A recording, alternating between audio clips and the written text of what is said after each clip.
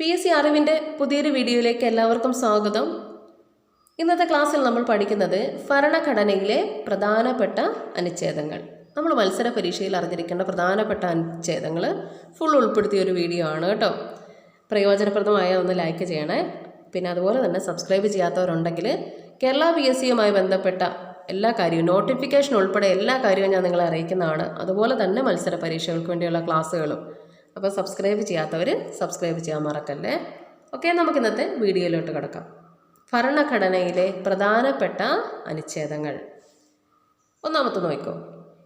Indian യൂണിയൻ്റെ പേരും അതിൻ്റെ ഭൂപ്രദേശവും ആർട്ടിക്കിൾ എത്രയാണ്? ഇന്ത്യൻ യൂണിയൻ്റെ പേരും അതിൻ്റെ ഭൂപ്രദേശവും ആർട്ടിക്കിൾ 1. പുതിയ സംസ്ഥാനങ്ങളുടെ രൂപീകരണവും നിലവിലുള്ള സംസ്ഥാനങ്ങളുടെ അതിർത്തി പേര് എന്നിവയിലുള്ള മാറ്റം വരുത്തൽ. പുതിയ സംസ്ഥാന രൂപീകരണം, നിലവിലുള്ള സംസ്ഥാനങ്ങളുടെ അതിർത്തി പേര് എന്നിവയിൽ മാറ്റം വരുത്തൽ ആർട്ടിക്കിൾ എത്രയാണ്? അത് ആർട്ടിക്കിൾ 3. അതുപോലെ തന്നെ 5 മുതൽ 11 വരെ പൗരത്വത്തെക്കുറിച്ചാണ് പറയുന്നത്. ആർട്ടിക്കിൾ 5 to 11 വരെ എന്തിനെക്കുറിച്ച് പറയുന്നു? പൗരത്വത്തെക്കുറിച്ചാണ് പറയുന്നത്. പൗരത്വത്തെക്കുറിച്ച് പറയുന്ന ആർട്ടിക്കിൾ എവിടെ മുതൽ എവിടെ വരെ PSC ചോദിക്കും. അപ്പം നിങ്ങൾ എന്നെ എഴുതണം. 5 മുതൽ 5 to 11. ജുഡീഷ്യൽ റിവ്യൂ ഇമ്പോർട്ടൻ്റ് ആയിട്ടുള്ളതാണ് ഇതെല്ലാം കേട്ടോ. ജുഡീഷ്യൽ റിവ്യൂ ആർട്ടിക്കിൾ എത്രയാണ്? Judicial review article 13. ഇതെവിടെ നിന്നാണ് കടമെടുത്തിരിക്കുന്നത്? ജുഡീഷ്യൽ റിവ്യൂ എന്ന ആശയം കടമെടുത്തിരിക്കുന്നത് അമേരിക്കയിൽ നിന്നാണ്. മൗലിക അവകാശവും കടമെടുത്തിരിക്കുന്നത് എവിടെ നിന്ന് തന്നെയാണ്? മൗലിക അവകാശം കടമെടുത്തിരിക്കുന്നതും അമേരിക്കയിൽ നിന്നാണ്. ജുഡീഷ്യൽ റിവ്യൂ ആർട്ടിക്കിൾ 13 കടമെടുത്തിരിക്കുന്നത് എവിടെ നിന്നാണ്? അതും അമേരിക്കയിൽ നിന്നാണ്. അടുത്തത് സമത്വത്തെക്കുറിച്ച് പറയുന്നു. നിയമസമത്വം ആർട്ടിക്കിൾ എത്രയാ? നിയമസമത്വം ആർട്ടിക്കിൾ 14. നിയമസമത്വം ആർട്ടിക്കിൾ 14. ഇത് കഴിഞ്ഞ പരീക്ഷയ്ക്ക് ചോദിച്ചതാണ്. പിന്നെ 2ാം ഘട്ട പരീക്ഷയ്ക്ക് മതം, ഗോത്രം, ജാതി, ലിംഗം, ജന്മസ്ഥലം എന്നിവയുടെ പേരിലുള്ള വിവേചനം തടയുന്ന ആർട്ടിക്കിൾ എത്രയാണ്? എന്താ? മതം, ഗോത്രം, ജാതി, ലിംഗം, ജന്മസ്ഥലം എന്നിവയുടെ പേരിലുള്ള വിവേചനം തടയുന്ന ആർട്ടിക്കിൾ, അത് ആർട്ടിക്കിൾ 15. അവസര സമത്വം എന്താ ആർട്ടിക്കിൾ? അവസര സമത്വം പൊതു നിയമനങ്ങളിലെ അവസര സമത്വം ആർട്ടിക്കിൾ 16. ആർട്ടിക്കിൾ 16 പൊതു നിയമനങ്ങളിലെ അവസര സമത്വം. ഇതൊക്കെ പല പരീക്ഷയിൽ ചോദിച്ചിട്ടുള്ളതാണ് കേട്ടോ. അടുത്തത് അയിത്ത നിർമ്മാർജ്ജനം. അയിത്ത നിർമ്മാർജ്ജനം ആർട്ടിക്കിൾ 17. ഇങ്ങനെയും ചോദിച്ചിട്ടുണ്ട്. മഹാത്മാഗാന്ധി കീ ജയ് എന്ന് വിളിച്ചുകൊണ്ട് 1955 പാസ്സാക്കിയ ആർട്ടിക്കിൾ ഏതാണ്?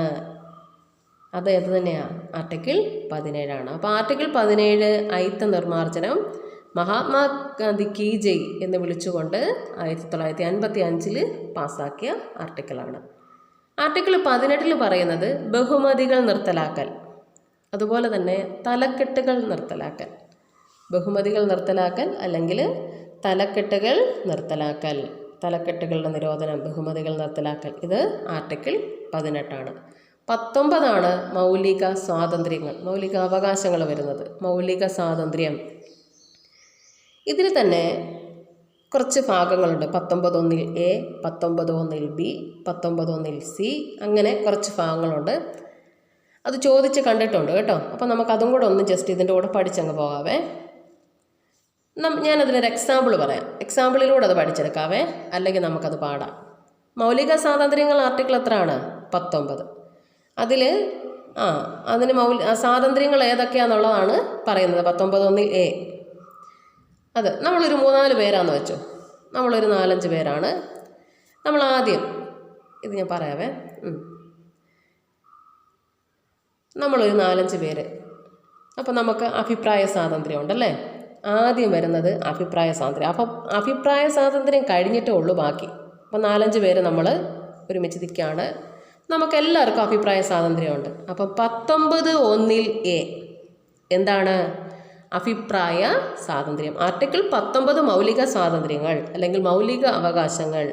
അതിലേറ്റവും പ്രധാനപ്പെട്ടത് അഭിപ്രായ സ്വാതന്ത്ര്യമാണ് അല്ലേ. അപ്പം നമ്മൾ കൂടിച്ചേർന്നു നമ്മുടെ അഭിപ്രായ സ്വാതന്ത്ര്യം 19(1) ഇനി നമ്മൾ ഭയങ്കര കൂട്ടം അവിടെ ഇവിടെയൊക്കെയാണ്. നമ്മൾ വേറെ വേറെ സ്ഥലങ്ങളില്ല, ഒരുമിച്ച് നിൽക്കുകയല്ല, ഫോണിലൊക്കെയാണ് ബന്ധപ്പെടുന്നത് വെച്ചോ. എന്നിട്ട് നിങ്ങളെല്ലാവരും കൂടെ ഒരാളോട് പറയാം, നമുക്ക് ഇന്നടുത്ത് വാ, നമുക്കൊരു ഒരു കൂടിച്ചേരലുണ്ട്, അല്ലെങ്കിൽ ഒരു ഗെറ്റ് ടുഗദർ പോലെ വെക്കാമെന്ന് പറഞ്ഞു. സമാധാനപരമായി ഒത്തുചേരാനുള്ള സ്വാതന്ത്ര്യം. നമ്മൾ അവിടെ ഇവിടെ എല്ലാം നിൽക്കുക, പല സ്ഥലങ്ങളിലായിട്ടുള്ള വ്യക്തികളാണെന്ന് വെച്ചോ. നമ്മളെല്ലാം കൂടെ ഒരിടത്ത് കൂടി ചേർന്നു. സമാധാനപരമായി ഒത്തുചേരാനുള്ള സ്വാതന്ത്ര്യം. നിങ്ങളിത് ഓർത്ത് വെക്കാനുള്ളൊരു ഐഡിയ ആയിട്ട് എടുത്താൽ മതി കേട്ടോ. ഞാൻ മനസ്സിൽ നിൽക്കാൻ വേണ്ടി പറയുന്നതേ ഉള്ളൂ. ഓക്കെ. 19(1) എന്താ? ആദ്യം അഭിപ്രായ സ്വാതന്ത്ര്യം, പിന്നെ എന്ത് ചെയ്യുക? ഒത്തുചേരാനുള്ള സമാധാനപരമായി കേട്ടോ, സമാധാനപരമായി നിരായുധരായി ഒത്തുചേരാനുള്ള സ്വാതന്ത്ര്യം. സമാധാനപരമായി 19(1) ആണ്. ഇനി നമ്മൾ ഒത്തുചേർന്നിട്ട് നമ്മൾ ആലോചിച്ച് ഒരു തീരുമാനത്തിലെത്തുകയാണ്. ഒരു സംഘടന രൂപീകരിച്ചേക്കാം, സംഘടനയും പ്രസ്ഥാനങ്ങളും ഒക്കെ ഒന്ന് രൂപീകരിക്കാം. അപ്പം മൂന്നാമത്തത് വരുന്നത് 19(1) എന്താ? സംഘടനകളും പ്രസ്ഥാനങ്ങളും രൂപീകരിക്കാനുള്ള സ്വാതന്ത്ര്യം 19(1) അപ്പോൾ അഭിപ്രായ സ്വാതന്ത്ര്യം A, ഒത്തുചേർന്നു B, സംഘടനകളും പ്രസ്ഥാനങ്ങളൊക്കെ രൂപീകരിച്ചു C. ഇനി നോക്കിക്കേ, അപ്പോൾ ഇത്ര ഓക്കെ അല്ലേ? ഇനിയിപ്പോൾ നമ്മളതെല്ലാം രൂപീകരിച്ചു, സംഘടനയൊക്കെ രൂപീകരിച്ചു. ഇന്ത്യയിലുടനീളം സഞ്ചരിക്കാനുള്ള സ്വാതന്ത്ര്യം. സംഘടനയൊക്കെ രൂപീകരിച്ചിട്ട് ഇന്ത്യ ഒന്ന് ചുറ്റിക്കറങ്ങിയേക്കാം. ഇന്ത്യയിലുടനീളം സഞ്ചരിക്കാനുള്ള സ്വാതന്ത്ര്യം 19(1) ആണ്. 1 അഭിപ്രായ സ്വാതന്ത്ര്യം A, 2 ഒത്തുചേർന്നു, 3 എന്നായിരുന്നു? സംഘടന രൂപീകരിച്ചു, പിന്നെ ഇന്ത്യയുടനീളം ചുറ്റി സഞ്ചരിക്കാനുള്ള സ്വാതന്ത്ര്യം 19(1) ഇനി നമ്മളിപ്പോൾ ഇന്ത്യയിൽ മൊത്തം സഞ്ചരിക്കുകയാണ്. അപ്പോൾ അവിടെ ചെന്ന് ഇച്ചിരി നേരം താമസിക്കണം, ഒരു 5-8 മാസം താമസിക്കണം. അപ്പോൾ ഇന്ത്യയിൽ എവിടെയും താമസിക്കാനുള്ള സ്വാതന്ത്ര്യം ആർട്ടിക്കിൾ എത്രയാ? ഈ ആർട്ടിക്കിൾ പ്രകാരമാണ് നമ്മൾ അവിടെ താമസിച്ചെന്ന് കൂട്ടിയാൽ മതി. 19(1) പ്രകാരം 19(1) പ്രകാരം ഇന്ത്യയിൽ എവിടെയും താമസിക്കാനുള്ള സ്വാതന്ത്ര്യമാണ്. ഇനി ഇതിനിടയ്ക്ക് ഒരെണ്ണം ഉണ്ടായിരുന്നു, 19(1) F ഉണ്ടായിരുന്നു. ഈ കഴിഞ്ഞ F അല്ലേ വരണ്ടേ? പക്ഷേ F എവിടെ പോയി? F എന്ത് ചെയ്യേ? F എന്ന് പറയുന്നത് സ്വത്തവകാശമായിരുന്നു. അതിനെ എന്ത് ചെയ്തു? 1978 44-ാം ഭേദഗതി പ്രകാരം സ്വത്തവകാശത്തെ മൗലിക അവകാശത്തിൽ നിന്നും നീക്കം ചെയ്തു. അപ്പോൾ ആർട്ടിക്കിൾ സ്വത്തവകാശം അന്ന് എത്ര ആയിരുന്നു? 19(1) F ആയിരുന്നു. അതിനെ 44-ാം ഭേദഗതിയിലൂടെ 1978 എന്ത് ചെയ്തു? സ്വത്തവകാശത്തെ മൗലികാവകാശത്തിൽ നിന്നും നീക്കം ചെയ്തു. ഓക്കെ അല്ലേ? ഇനി 19(1) വരാം. ഇന്ത്യയിൽ എവിടെയും താമസിക്കാനുള്ള സ്വാതന്ത്ര്യം വന്നു. ഇനി നമുക്ക് ജിയിലോട്ട് വരാം. F കഴിഞ്ഞ് G ആണല്ലോ. ഇഷ്ടമുള്ള ജോലി ചെയ്യാം. നമ്മളിനിയിപ്പോൾ അവിടെ 5-8 മാസം താമസിക്കാനൊക്കെയുള്ള ഭക്ഷണങ്ങളൊക്കെ വേണമല്ലോ. അപ്പോൾ അവിടെ ഇഷ്ടമുള്ള ജോലി ചെയ്യാനും സ്വന്തമായിട്ട് വ്യവസായം തുടങ്ങാനും കച്ചവടം തുടങ്ങാനൊക്കെ ഉള്ള സ്വാതന്ത്ര്യം. അതാണ് എന്ത്? 19(1) G. അപ്പോൾ A എന്താ? 19(1) A എന്താ? നിങ്ങളിനി പറഞ്ഞേ. അഭിപ്രായ സ്വാതന്ത്ര്യം. 19(1) B എന്താ? ഒത്തുചേരാനുള്ളത്. 19(1) C എന്താണ്? C എന്നാ ചെയ്തു? സംഘടനകളൊക്കെ രൂപീകരിച്ചു. 19(1) D എന്താണ്? ഇന്ത്യ മൊത്തം സഞ്ചരിക്കാനുള്ള ഇതാണ്. 19(1) E എന്താണ്? ഇന്ത്യയിൽ എവിടെയും താമസിക്കാനുള്ള അധികാരം. Fനെ മാറ്റിക്കളഞ്ഞായിരുന്നു. പിന്നെ 19(1) G എന്താണ്? ഇന്ത്യയിൽ ഇഷ്ടമുള്ള ജോലി ചെയ്യാനുള്ള സ്വാതന്ത്ര്യം, സ്വന്തമായി കച്ചവട വ്യവസായമൊക്കെ നടത്താനുള്ള സ്വാതന്ത്ര്യം. അത്രയും ഒരു പാർട്ടായിട്ട് പഠിച്ചു വെച്ചേക്കണേ. PSC പല വർഷം ഇപ്പോൾ ഡിഗ്രി ലെവലാണെങ്കിലും +2 ലെവലിനൊക്കെ ആണെങ്കിലും ഈ രീതിയിലുള്ള ക്വസ്റ്റ്യൻസ് നമുക്ക് പ്രതീക്ഷിക്കാവുന്നതാണ് കേട്ടോ. ഓക്കെ, നമുക്കിനി അടുത്ത് സ്വത്തവകാശം ആയി ബന്ധപ്പെട്ട സ്വാതന്ത്ര്യം 44-ാം ഭേദഗതിയിലൂടെ മൗലികാവകാശത്തിൽ നിന്നും എടുത്തു നീക്കി 1978 നമ്മൾ പറഞ്ഞു തരുന്നേ. ഇനി ആർട്ടിക്കിൾ 20 വരാം. ആർട്ടിക്കിൾ 20 എന്താ? കുറ്റം ചെയ്തവരെ സംബന്ധിച്ചുള്ള സംരക്ഷണമാണ്. ആർട്ടിക്കിൾ 20 പറയുന്നത് എന്താണ്? കുറ്റം ചെയ്തവരെ സംബന്ധിച്ചുള്ള സംരക്ഷണം. ഇനി ജീവനും വ്യക്തി സ്വാതന്ത്ര്യത്തിനുമുള്ള അവകാശം എന്താ? ജീവനും വ്യക്തി സ്വാതന്ത്ര്യത്തിനുള്ള അവകാശം. ജീവിക്കാനും വ്യക്തി സ്വാതന്ത്ര്യത്തിനുമുള്ള അവകാശം. അതാണ് ആർട്ടിക്കിൾ 21. ഈ ആർട്ടിക്കിളാണ് എന്ത് മൗലികാവകാശങ്ങളുടെ അടിത്തറ എന്നറിയപ്പെടുന്നത്. മൗലികാവകാശങ്ങളുടെ അടിത്തറ എന്നറിയപ്പെടുന്ന ആർട്ടിക്കിൾ ഏതാണ്? ആർട്ടിക്കിൾ 21. ഇവിടെ ഒരു പോയിന്റ് നമ്മൾ പറയാൻ വിട്ടുപോയിട്ടുണ്ട്, നോക്കട്ടെ. ഇത് കണ്ടോ, സ്വാതന്ത്ര്യത്തിനുള്ള അവകാശം, മൗലിക സ്വാതന്ത്ര്യമാണ് കേട്ടോ. ആർട്ടിക്കിൾ 19 to 22 വരെയാണ് മൗലികാവകാശവുമായി ബന്ധപ്പെട്ട ആർട്ടിക്കിൾ. പ്രധാനപ്പെട്ടത് 19 to 22 വരെയാണ്. അവിടെ നമ്മൾ പറയാൻ വിട്ടുപോയതാണ്. അടുത്ത പോയിന്റിലോട്ട് വരാം. ആർട്ടിക്കിൾ 21 മൗലികാവകാശങ്ങളുടെ അടിത്തറ. ഇത് PSCയുടെ പ്രീവിയസ് ആണ്, നോട്ട് ചെയ്ത് വെച്ച് പഠിച്ചോണം. മൗലികാവകാശങ്ങളുടെ അടിത്തറ ആർട്ടിക്കിൾ 21. ഇനി നോക്കിക്കോ, 6-നും 14-നും ഇടയിൽ പ്രായമുള്ള കുട്ടികൾക്ക് സൗജന്യവും സാർവത്രികവുമായ വിദ്യാഭ്യാസം ആർട്ടിക്കിൾ 21A ആണ്. 6-നും 14-നും ഇടയിൽ പ്രായമുള്ള കുട്ടികൾക്ക് സൗജന്യവും സാർവത്രികവുമായ വിദ്യാഭ്യാസം ആർട്ടിക്കിൾ 21A ആണ്. അറസ്റ്റിനും തടങ്കലിൽ വെക്കുന്നതിനും എതിരായ അവകാശം, അറസ്റ്റിനും തടങ്കലിൽ വെക്കുന്നതിനും എതിരായ അവകാശം ആർട്ടിക്കിൾ 22. ചൂഷണത്തിനെതിരായ ആർട്ടിക്കിൾ എല്ലാം പ്രീവിയസ് ആണ് കേട്ടോ. ആർട്ടിക്കിൾ 23 ആണ്. ചൂഷണത്തിനെതിരായ ആർട്ടിക്കിൾ എത്ര? ആർട്ടിക്കിൾ 23 ആണ്. ബാലവേല നിരോധനം, ബാലവേല നിരോധനം ആർട്ടിക്കിൾ 24. 14 വയസ്സിൽ താഴെയുള്ള കുട്ടികളാണ് കേട്ടോ. ബാലവേല നിരോധനമൊക്കെ സ്ഥിരം ചോദിക്കുന്നതാണ്. ബാലവേല നിരോധന ആർട്ടിക്കിൾ എത്ര? ആർട്ടിക്കിൾ 24 ആണ്. മതസ്വാതന്ത്ര്യത്തെക്കുറിച്ച് പറയുന്നത് ഏത് ആർട്ടിക്കിൾ മുതൽ ഏത് ആർട്ടിക്കിൾ വരെയാ? മതസ്വാതന്ത്ര്യം 25 മുതൽ 28 വരെയാണ്. മതസ്വാതന്ത്ര്യത്തെക്കുറിച്ച് പറയുന്ന ആർട്ടിക്കിൾ എവിടെ തൊട്ട് എവിടെ വരെ? 25 മുതൽ 28 വരെയാണ്. ന്യൂനപക്ഷാവകാശം, ന്യൂനപക്ഷാവകാശം ആർട്ടിക്കിൾ 29. ഇനി ഇവർക്ക് ന്യൂനപക്ഷ വിഭാഗങ്ങൾക്ക് സ്കൂള് തുടങ്ങുമെന്ന് എടുത്തു ചോദിക്കുക. ന്യൂനപക്ഷാവകാശം ആർട്ടിക്കിൾ 29 ആണ്. ഇനി ന്യൂനപക്ഷക്കാർക്ക് സ്കൂളുകൾ തുടങ്ങാൻ അധികാരം നൽകുന്ന ആർട്ടിക്കിൾ, സ്കൂളുകൾ തുടങ്ങാൻ അല്ലെ വിദ്യാഭ്യാസ സ്ഥാപനങ്ങൾ എന്നെടുത്ത് ചോദിച്ചാൽ നിങ്ങൾ ആർട്ടിക്കിൾ 30 എഴുതിക്കോണം. ന്യൂനപക്ഷ വിഭാഗങ്ങൾക്ക് വിദ്യാഭ്യാസ സ്ഥാപനങ്ങൾ ആരംഭിക്കാൻ ക്വസ്റ്റ്യൻ ശ്രദ്ധിച്ച് എഴുതണം കേട്ടോ. ആർട്ടിക്കിളിൻ്റെ വരുമ്പോൾ ന്യൂനപക്ഷം എന്ന് മാത്രം ചോദിച്ചാൽ ആർട്ടിക്കിൾ 29 ആണ്. ഇവർക്ക് വിദ്യാഭ്യാസ സ്ഥാപനങ്ങൾ തുടങ്ങാൻ, അത് ആർട്ടിക്കിൾ 30 ആണ്. ഇനി ഭരണഘടനാ പ്രതിവിധിക്കുള്ള അവകാശം, ഭരണഘടനാ പ്രതിവിധിക്കുള്ള അവകാശം എത്ര ആർട്ടിക്കിൾ? ആർട്ടിക്കിൾ 32 ആണ്. ഭരണഘടനാ പ്രതിവിധിക്കുള്ള അവകാശം ആർട്ടിക്കിൾ 32. സൗജന്യ നിയമസഹായം, തുല്യനീതിയും സൗജന്യ നിയമസഹായവും, തുല്യനീതിയും സൗജന്യ നിയമസഹായവും ആർട്ടിക്കിൾ എത്ര? ആർട്ടിക്കിൾ 39A ആണ്. അപ്പം ഞാൻ ജസ്റ്റ് നിങ്ങളോടൊന്ന് ചോദിക്കുകയാണ്, പഠിച്ചു പോകാമെന്ന് ഓർത്താണ് കേട്ടോ. അപ്പം നമ്മൾ എന്താ 5 to 11 ജുഡീഷ്യൽ റിവ്യൂ വരെ പഠിച്ചു നിർത്തിയേ. ഞാൻ ഒന്നുകൂടെ ചോദിച്ചായിരുന്നല്ലോ, ജുഡീഷ്യൽ റിവ്യൂ ആർട്ടിക്കിൾ എത്ര ആയിരുന്നു? 13 ആയിരുന്നു. നിയമസമത്വം എത്രയാണ്? നിയമസമത്വം പറഞ്ഞോ. നിയമസമത്വം ആർട്ടിക്കിൾ 14. മതം, അതുമായി ബന്ധപ്പെട്ട മതം, ഗോത്രം, ജാതി, ലിംഗം, അത് 15. ബഹുമതികൾ നിർത്തലാക്കൽ എത്ര ആർട്ടിക്കിൾ? ബഹുമതികൾ നിർത്തലാക്കൽ 18. അവസര സമത്വം 16. അയിത്ത നിർമാർജനം 17. മൗലിക സ്വാതന്ത്ര്യങ്ങൾ 19. മൗലിക അവകാശം 19. ഇനി 6-നും 14-നും ഇടയിൽ പ്രായമുള്ള കുട്ടികൾക്ക് പ്രാഥമിക വിദ്യാഭ്യാസത്തിനുള്ള അവകാശം. 6-നും 14-നും ഇടയിൽ പ്രായമുള്ള കുട്ടികൾക്ക് പ്രാഥമിക വിദ്യാഭ്യാസത്തിനുള്ള അവകാശം എത്ര ആർട്ടിക്കിൾ? ആർട്ടിക്കിൾ 21A ആണ്.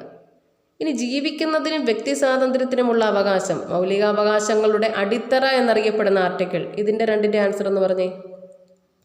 ജീവിക്കുന്നതിനും വ്യക്തി സ്വാതന്ത്ര്യത്തിനുമുള്ള അവകാശം അല്ലെങ്കിൽ മൗലികാവകാശങ്ങളുടെ അടിത്തറ എന്ന് പറയുന്ന ആർട്ടിക്കിൾ ഒന്ന് പറഞ്ഞേ. ആർട്ടിക്കിൾ 21 ആണ് കേട്ടോ. ആർട്ടിക്കിൾ 21 ആണ്. ഓക്കെ, ജസ്റ്റ് ഞാൻ നിങ്ങൾക്കൊന്ന് ഓർത്ത് എടുക്കാൻ വേണ്ടിയാണ്. പിന്നെ ചൂഷണം, ചൂഷണം എന്താ? ചൂഷണം ഇതൊന്ന് മനസ്സ് വെച്ചാൽ നമുക്ക് ഈസി ആയിട്ട് പഠിച്ചെടുക്കാവുന്ന ടോപ്പിക്കാണ് കേട്ടോ. ചൂഷണവുമായി ബന്ധപ്പെട്ട ആർട്ടിക്കിൾ എത്രയാണ്? 23 ആണ്. ബാലവേല 24 ആണ്. പിന്നെ 25 to 28 മതസ്വാതന്ത്ര്യം എന്ന് പറഞ്ഞു. ന്യൂനപക്ഷാവകാശം 29 ആണ്. ന്യൂനപക്ഷ വിഭാഗങ്ങൾക്ക് വിദ്യാഭ്യാസ സ്ഥാപനം 30 ആണ്. ഓക്കെ. അടുത്ത് നോക്കിക്കോണേ, തുല്യ ജോലിക്ക് തുല്യവേതനം. തുല്യ ജോലിക്ക് തുല്യവേതനം എന്താ ആർട്ടിക്കിൾ? ആർട്ടിക്കിൾ 39D ആണ്. തുല്യനീതിയും സൗജന്യ നിയമസഹായം ആർട്ടിക്കിൾ എത്ര? തുല്യനീതിയും സൗജന്യ നിയമസഹായവും ആർട്ടിക്കിൾ 39A. തുല്യ ജോലിക്ക് തുല്യവേതനം 39D. അത് നോട്ട് ചെയ്ത് വെച്ച് തന്നെ പഠിച്ചോണം. സൗജന്യ നിയമസഹായം 39A, തുല്യ ജോലിക്ക് തുല്യവേതനം ആർട്ടിക്കിൾ 39D ആണ്. അടുത്ത പോയിന്റ്, വില്ലേജ് പഞ്ചായത്തുകളുടെ രൂപീകരണം ആർട്ടിക്കിൾ 40 ആണ്. വില്ലേജ് പഞ്ചായത്തുകളുടെ രൂപീകരണം ആർട്ടിക്കിൾ 40. ഏകീകൃത സിവിൽ കോഡ് ആർട്ടിക്കിൾ 44. ഏകീകൃത സിവിൽ കോഡ് ആർട്ടിക്കിൾ 44 ഇത് നിലവിൽ വന്ന ആദ്യത്തെ സംസ്ഥാനമാണ് ഗോവ. ഏകീകൃത സിവിൽ കോഡ് നിലവിൽ വന്ന ആദ്യത്തെ സംസ്ഥാനമാണ് ഗോവ. 6 വയസ്സ് വരെയുള്ള കുട്ടികൾ 6 വയസ്സ് വരെയുള്ള എല്ലാ കുട്ടികൾക്കും സംരക്ഷണവും വിദ്യാഭ്യാസവും നൽകേണ്ടത് സ്റ്റേറ്റിൻ്റെ കടമയാണെന്ന് പറയുന്ന ആർട്ടിക്കിൾ ഏത് ആർട്ടിക്കിൾ?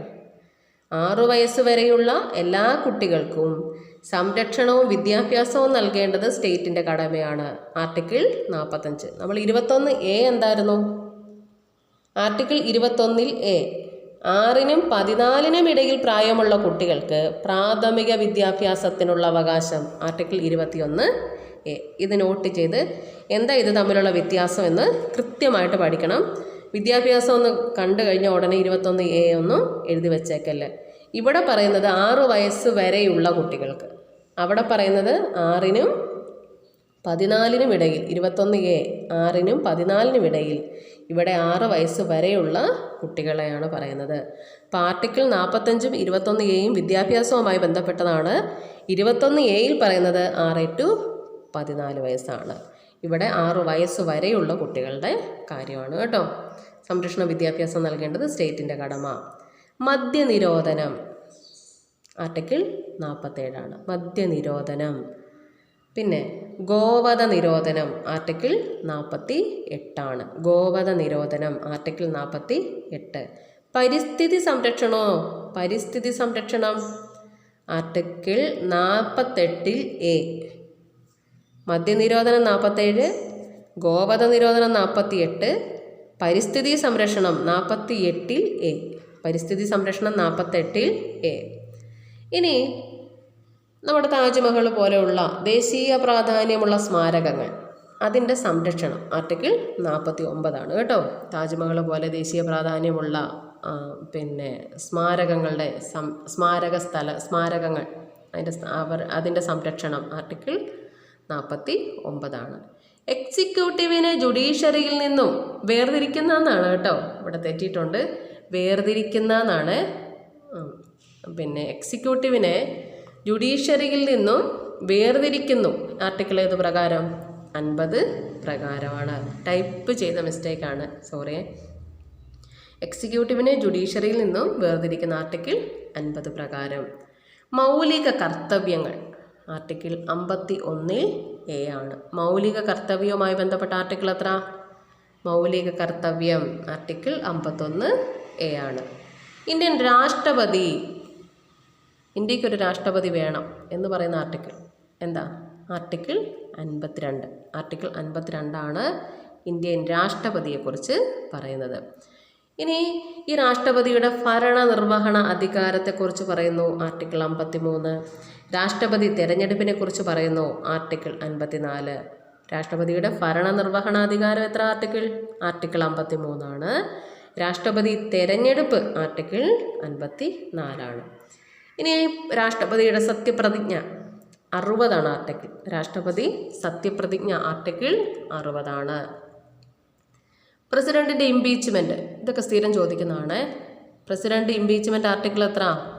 ആർട്ടിക്കിൾ 61. പ്രസിഡന്റിൻ്റെ ഇംപീച്ച്മെൻറ്റ് ആർട്ടിക്കിൾ 61. ഇനി രാഷ്ട്രപതിയുടെ ഒഴിവിലേക്ക് ഇലക്ഷൻ നടത്താനുള്ള കാലാവധിയെക്കുറിച്ച് പറയുന്ന ആർട്ടിക്കിൾ. ഇതിപ്പം ഡിഗ്രി ലെവലൊക്കെ ഉള്ള പരീക്ഷ എഴുതുന്നവരാണ് ഈ പോയിൻ്റൊക്കെ നോട്ട് ചെയ്യേണ്ടത്.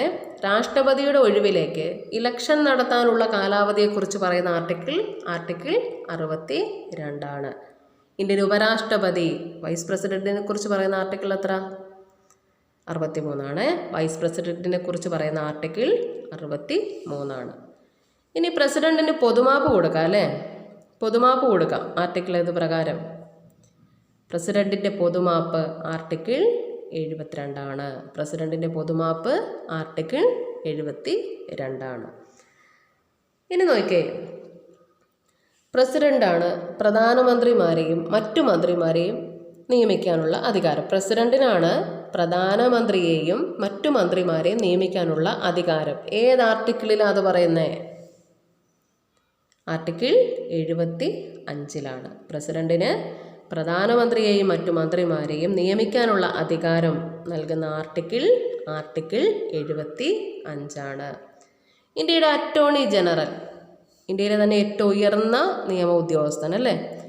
ആർട്ടിക്കിൾ 76.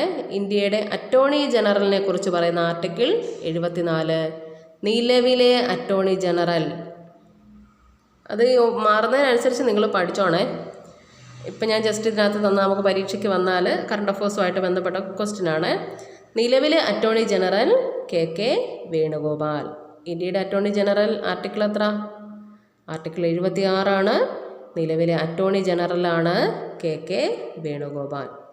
ഇനി പാർലമെൻറ്റ് രൂപീകരണം, parliament article 79, Rajya Sabha article 80, Lok Sabha article 81. പാർലമെൻറ്റിനെ കുറിച്ച് പറയുന്ന ആർട്ടിക്കിൾ 79, രാജ്യസഭയെക്കുറിച്ച് പറയുന്ന ആർട്ടിക്കിൾ 80, ലോകസഭയെക്കുറിച്ച് പറയുന്ന ആർട്ടിക്കിൾ 81. ഇനി ലോക്സഭാ സ്പീക്കറെയും ഡെപ്യൂട്ടി സ്പീക്കറെയും കുറിച്ച് പറയുന്നതോ? ലോക്സഭാ സ്പീക്കർ ഇപ്പം ഓം ബിർള അല്ലേ? ഡെപ്യൂട്ടി സ്പീക്കർ അവരെക്കുറിച്ചൊക്കെ പറയുന്ന ആർട്ടിക്കിൾ ഏതാ? Article 93. Lok Sabha speaker, deputy speaker എന്നിവരുമായി ബന്ധപ്പെട്ട ആർട്ടിക്കിൾ 93.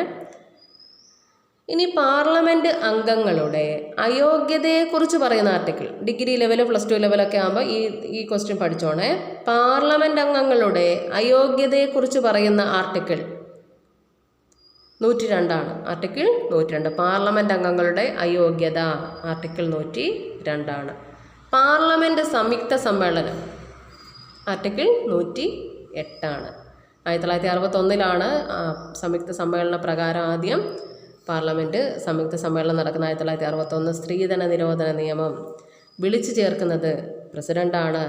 പാർലമെൻറ്റിൻ്റെ സംയുക്ത സമ്മേളനം വിളിച്ചു ചേർക്കുന്ന ആരാണ്? പ്രസിഡൻ്റാണ്. അതിന് അധ്യക്ഷത വഹിക്കുന്നത് ലോക്സഭാ സ്പീക്കറാണ്. അതൊക്കെ പ്രീവിയസ് ക്വസ്റ്റ്യൻ ആണ്. അപ്പോൾ പാർലമെൻറ്റിൻ്റെ സംയുക്ത സമ്മേളനം ആർട്ടിക്കിൾ 108. ധനകാര്യ ബില്ല് 110. മണി ബിൽ ധനകാര്യ ബിൽ ആർട്ടിക്കിൾ 110. ധനകാര്യ ബിൽ ആർട്ടിക്കിൾ 110. വീറ്റോ പവർ, പ്രസിഡന്റിൻ്റെ വീറ്റോ പവർ 111. വീറ്റോ പവറുമായി ബന്ധപ്പെട്ട ആർട്ടിക്കിൾ 111.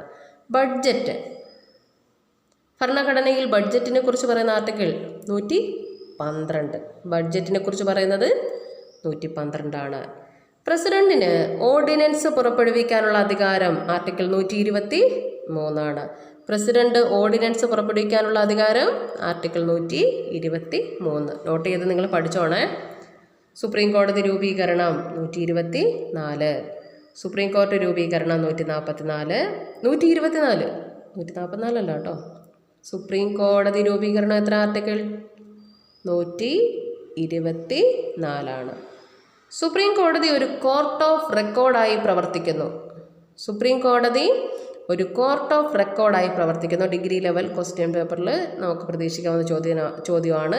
സുപ്രീം കോടതി ഒരു കോർട്ട് ഓഫ് റെക്കോർഡായി പ്രവർത്തിക്കുന്നു 129. അല്ലെ പ്ലസ് 2 ലെവലിലൊക്കെ നല്ല രീതിയിൽ സ്റ്റാൻഡേർഡ് ക്വസ്റ്റ്യൻസ് പ്രതീക്ഷിക്കാം കേട്ടോ. അപ്പം 129. സുപ്രീം കോടതിയുടെ നിയമ ഉപദേശം തേടാനുള്ള രാഷ്ട്രപതിയുടെ അധികാരം. സുപ്രീം കോടതിയോട് നിയമ ഉപദേശം തേടാനുള്ള രാഷ്ട്രപതിയുടെ അധികാരം ആർട്ടിക്കിൾ 143. CAG കുറിച്ച് controller and auditor general article 148. ഇതൊക്കെ നമുക്ക് അറിയാവുന്നതല്ലേ. നിലവിൽ ആരാ CAG? ഗിരീഷ് ചന്ദ്ര മുർമു ആണ്. ഗിരീഷ് ചന്ദ്ര മുർമു. സംസ്ഥാന ഗവർണർമാർ, സംസ്ഥാനത്തിന് ഗവർണർമാർ ആർട്ടിക്കിൾ എത്ര? ആർട്ടിക്കിൾ 153. സംസ്ഥാന ഗവർണർമാർ ആർട്ടിക്കിൾ 153. ഗവർണർക്ക് പൊതുമാപ്പ് നൽകാനുള്ള അധികാരം. ഗവർണർക്ക് പൊതുമാപ്പ് നൽകാൻ. പ്രസിഡന്റിന് പൊതുമാപ്പ് ഏതായിരുന്നു? ആർട്ടിക്കിൾ 72. ഗവർണർക്കോ 161. ഗവർണർക്ക് പൊതുമാപ്പ് നൽകാനുള്ള അധികാരം 161. സംസ്ഥാന അഡ്വക്കേറ്റ് ജനറൽ ആർട്ടിക്കിൾ എത്ര? സംസ്ഥാനത്തെ ഏറ്റവും ഉയർന്ന നിയമ ഉദ്യോഗസ്ഥനാണ് ആര്? Advocate general. ഇന്ത്യയിലെ ഏറ്റവും ഉയർന്ന നിയമ ഉദ്യോഗസ്ഥനാണ് attorney general. Attorney general article 76 നമ്മൾ പഠിച്ചു. സംസ്ഥാന അഡ്വക്കേറ്റ് ജനറൽ ആർട്ടിക്കിൾ 165. ആരാ ഇപ്പം നിലവിൽ? CP സുധാകര പ്രസാദാണ് നിലവിലെ കേരളത്തിലെ അഡ്വക്കേറ്റ് ജനറൽ. ആരാണ്? CP സുധാകര പ്രസാദാണ്. ആർട്ടിക്കിൾ 165. നിയമസഭാ സ്പീക്കർ ആൻഡ് ഡെപ്യൂട്ടി സ്പീക്കർ, അതിനെക്കുറിച്ച് പറയുന്നത് 178. നിയമസഭാ സ്പീക്കറെ കുറിച്ചും ഡെപ്യൂട്ടി സ്പീക്കറെ കുറിച്ച് പറയുന്ന ആർട്ടിക്കിൾ 178. എങ്കിൽ ഞാൻ ചോദിക്കട്ടെ, ലോക്സഭാ സ്പീക്കറെയും ഡെപ്യൂട്ടി സ്പീക്കറെയും പറ്റി പറയുന്നത് എന്തായിരുന്നു ആർട്ടിക്കിൾ? നിങ്ങൾ പറഞ്ഞേ. ലോക്സഭാ സ്പീക്കറെയും ഡെപ്യൂട്ടി സ്പീക്കറെ കുറിച്ച് പറയുന്ന ആർട്ടിക്കിൾ എത്രയായിരുന്നു നമ്മൾ പഠിച്ചേ? 93. നിയമസഭാ സ്പീക്കർ ഡെപ്യൂട്ടി സ്പീക്കർ 178 കേട്ടോ. ഇനി ഗവർണർക്ക് ബില്ലുകളിന്മേൽ, ഗവർണർക്ക് നമ്മുടെ നിയമസഭയിലെ ബില്ലുകളിൽ തീരുമാനമെടുക്കാനുള്ള അധികാരം ആർട്ടിക്കിൾ 200. ഗവർണർക്ക് ബില്ലുകളിന്മേൽ തീരുമാനമെടുക്കാനുള്ള അധികാരം കൊടുക്കുന്ന ആർട്ടിക്കിൾ 200. സംസ്ഥാന ബജറ്റ് ഇമ്പോർട്ടൻ്റ് ആണ്. സംസ്ഥാന ബജറ്റ് ആർട്ടിക്കിൾ എത്ര? സംസ്ഥാന ബജറ്റ് ആർട്ടിക്കിൾ 202. സംസ്ഥാന ബജറ്റ് ആർട്ടിക്കിൾ 202. അപ്പം നമ്മുടെ കേന്ദ്ര ബജറ്റോ പറഞ്ഞേ? കേന്ദ്ര ബജറ്റ് ആർട്ടിക്കിൾ 112 കേട്ടോ. അപ്പോൾ അതുമായിട്ടൊന്ന് കണക്ട് ചെയ്ത് പഠിച്ചാൽ മതി. കേന്ദ്ര ബജറ്റ് ആർട്ടിക്കിൾ എത്ര? 112. സംസ്ഥാനത്തോട്ട് വരുമ്പം 202.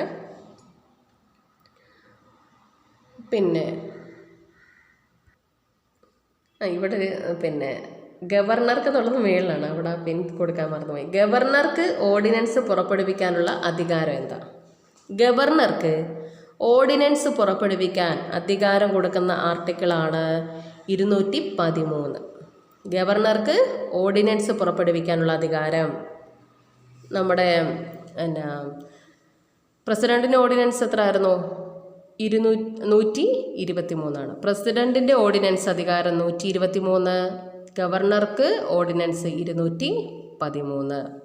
ഹൈക്കോടതി രൂപീകരണം, ഹൈക്കോർട്ട് രൂപീകരണം 214. സുപ്രീം കോടതി രൂപീകരണം എത്ര ആയിരുന്നു പറഞ്ഞേ? സുപ്രീം കോടതി 124. ഹൈക്കോടതി 214. 124 ആർട്ടിക്കിൾ പ്രകാരം സുപ്രീം കോടതി രൂപീകരണം, 214 ആർട്ടിക്കിൾ പ്രകാരം ഹൈക്കോടതി രൂപീകരണം. ഹൈക്കോടതിക്ക് റിട്ട് പുറപ്പെടുവിക്കാനുള്ള അധികാരം കൊടുക്കുന്ന ആർട്ടിക്കിൾ. ഹൈക്കോർട്ടിന് റിട്ട് പുറപ്പെടുവിക്കാൻ ഹൈക്കോടതിക്കും സുപ്രീം കോടതിക്കും മാത്രമേ അധികാരമുള്ളൂ. അപ്പോൾ അത് പുറപ്പെടുവിക്കാനുള്ള അധികാരം ഹൈക്കോടതിക്ക് കൊടുക്കുന്നത് 226 പ്രകാരമാണ്. എങ്കിൽ സുപ്രീം കോടതിക്കോ ആർട്ടിക്കിൾ 32 പ്രകാരമാണ്. ഹൈക്കോടതിക്ക് റിട്ട് പുറപ്പെടുവിക്കാൻ അധികാരം കൊടുക്കുന്ന ആർട്ടിക്കിൾ 226. സുപ്രീം കോടതിക്ക് റിട്ട് പുറപ്പെടുവിക്കാൻ അധികാരം ആർട്ടിക്കിൾ 32. ഗ്രാമസഭ 243 ഗ്രാമസഭ ആർട്ടിക്കിൾ എത്ര? 243 അന്തർ സംസ്ഥാന നദീജല തർക്കങ്ങൾക്കുമേലെ അന്തിമ വിധി നിർണയം. ഇത് ഡിഗ്രി ലെവൽ പ്ലസ് 2 ലെവലൊക്കെ ഒന്ന് നോട്ട് ചെയ്തേക്കണം, അങ്ങനെ പഠിക്കുന്നവർ. അന്തർ സംസ്ഥാന നദീജല തർക്കങ്ങൾക്കുമേൽ അന്തിമ വിധി നിർണയം, അതുമായി ബന്ധപ്പെട്ട ആർട്ടിക്കിൾ 262. 262. നികുതിയുമായി ബന്ധപ്പെട്ടത് ഇത് പ്രീവിയസാണ്. 265 നികുതി article 265. GST council 279 GST council article എത്ര? 279 ആണ്. ധനകാര്യ കമ്മീഷൻ 280. ധനകാര്യ കമ്മീഷൻ ആർട്ടിക്കിൾ എത്ര? 280 ആണ്. സ്വത്തവകാശം നമ്മൾ ആദ്യം പറഞ്ഞല്ലേ മൗലികാവകാശം പറഞ്ഞപ്പോൾ 19(1) F ആയിരുന്നു സ്വത്തവകാശം ആയി ബന്ധപ്പെട്ട മൗലികാവകാശം. സ്വത്തവകാശത്തെ മൗലികാവകാശങ്ങളിൽ നിന്ന് നീക്കം ചെയ്തു 44-ാം ഭേദഗതി പ്രകാരം 1978. അപ്പോൾ സ്വത്തവകാശം ഇപ്പോൾ ആർട്ടിക്കിൾ എത്ര? ആർട്ടിക്കിൾ 300A ആണ്. ഇനി നോക്കിയേ, അപ്പോൾ സ്വത്തവകാശം ആർട്ടിക്കിൾ 300A ആണ്. ഓൾ ഇന്ത്യ സർവീസ് ആർട്ടിക്കിൾ 312 ആണ്. All India service article 312. Public service commission article 315 to 320 വരെയാണ്. Article 315 to 320. Public service commission 315 to 320.